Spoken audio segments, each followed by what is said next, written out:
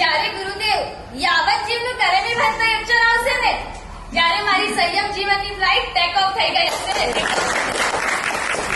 અત્યાર સુધી મારી પાસે સંયમ જીવનનો પાસપોર્ટ હતો કે હું સંયમ જીવન લઈ શકું છું.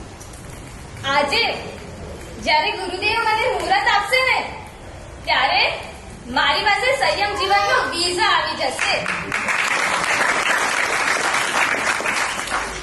અને જ્યારે રજો હરણ મળશે ને ત્યારે મારી સંયમ જીવનની ટિકિટ એકદમ કન્ફર્મ થઈ ગઈ હશે.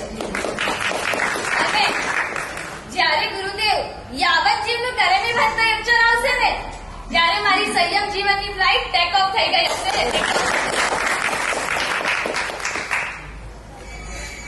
આજનો દિવસ તો કંઈક અનેરો જ છે. મારો આનંદ સમાન નથી સમાતો.